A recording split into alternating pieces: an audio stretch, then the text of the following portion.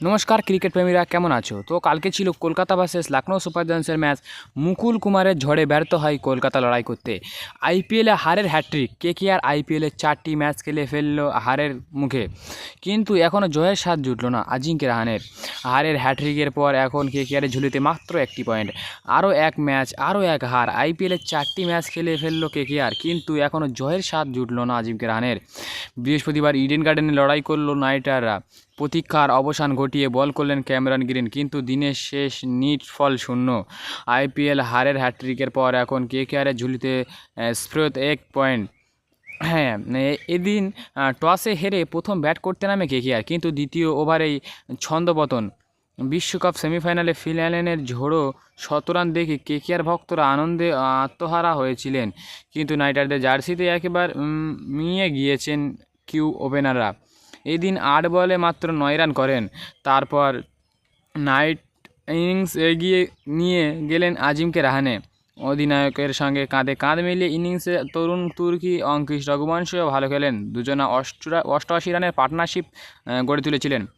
চৈত্রের শেষ দিন কলকাতার হাসি কেড়ে নিলেন এক মুকুল চৌধুরী। হারের মুখ অবিশ্বাস্য ইনিংস খেলে পাল্টে দিল ম্যাচের ভাগ্য। 27 বলে 54 রান করে একা জেতালেন লখনৌকে। তারপর রানের গতিতে কিছুটা লাগাম করল প্রিন্স যাদব। তবে শেষ লগ্নে নাইটার ঊর্ধ্বকর্তারা হয়ে উঠলেন রবমান পাওয়েল 24 বলে 39, আর ক্যামেরন গ্রিন 24 বলে 32 রানের একটা ছোট ইনিংস খেললেন।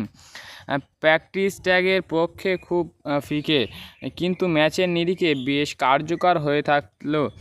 20 ওভার শেষে 181 রানে থেমে গেল নাইট ইনিংস। কেকেআর ভক্তদের অনেকেই তখন ভাবছেন এই মরশুমের তৃতীয় হার স্প্রেড সময় অপেক্ষা। এই পুঁজি বৈভব কার্তিকদের পক্ষে যথেষ্ট নয়, সেই আশঙ্কাই সত্যি হয়ে দিয়েছে। এডেন মাকরাম প্রথম 4 ওভারে ওপেনিং জুটি হয়ে ওঠে 40 রান। মাকরাম আউট হতে ইম্প্যাক্ট প্লেয়ার আয়ুষ বাদুনির হাত ধরে তরতরিয়ে এগোচ্ছিল সঞ্জীব গোয়েন্দার দল। 34 বলে 54 রান। বাদুনি আউট হতে আবার জয়ের গন্ধ পেতে শুরু করলেন সুনীল নারিনরা। 7 উইকেট ফেলে দিয়ে কেকেআর শিবিরে তখনও খুশির হাওয়া, কিন্তু চৈত্রের শেষ দিকে কলকাতার হাসি কেড়ে নিলেন এক মুকুল চৌধুরী। হারের মুখ থেকে অবিশ্বাস্য ইনিংস খেলে পাল্টে দিলেন ম্যাচের ভাগ্য।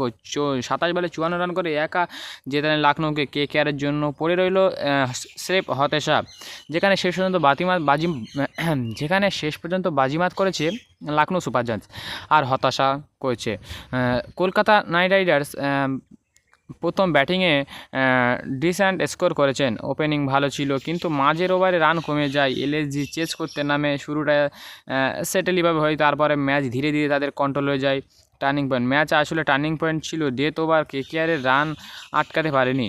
এলএসজি এখনও পুরো গেম ফ্লিপ করে দেয়। কয়েকটা বড় শট এলএসজির দিকে চলে আসে ম্যাচ। চাপের মধ্যে প্যানিক করে ফিনিশার রোল পারফেক্ট হয়েছিল। শেষের ব্যাটসম্যানের দায়িত্ব নেয়। কেকেআরে বড় স্কোর করতে পারেনি। রান রেট পড়ে যায়, শেষ বেশি রান দিয়ে ফেলে বোলাররা। তারপরে পেসাররা হ্যান্ডেল করতে পারেনি ম্যাচের পুরো কন্ডিশনটাই, মুভমেন্টটাই পুরো নষ্ট হয়ে যায়। আজকের ম্যাচ ক্লিন ম্যাচ, যে smart cricket beats aggressive cricket. Lucknow super giants deserve win, Kolkata knight riders needs improve. সব কিছুভাবে বলা যায় যে এবারে কলকাতা প্রচুর খারাপ অবস্থা আছে। এখানে পাতিরা না আসলে এদের বোলিং সাইড অতটা ভালো হবে না। সব দিকে একটা ক্যালকুলেশন করা যায়, কলকাতা এবার সেমিফাইনালে ওঠার চান্স 90%। তো ক্রিকেট প্রেমীরা, আপনারা কোন দলে সাপোর্ট করেন বলবেন। আমি সাপোর্ট করি আরসিবিকে। যে যার পছন্দ মতো দলকে সাপোর্ট করবেন, কোনো চাপ নেই। আর আরও ভালো ভালো পেতে আমার চ্যানেলে সাবস্ক্রাইব করে রেখে দাও, আর বেল আইকনটা অন করে দাও যাতে ভিডিও মিক্স না হয়ে যায়। তো আজকের জন্য এই পর্যন্তই। কেকেআর ফ্যানরা ভালো থেকো।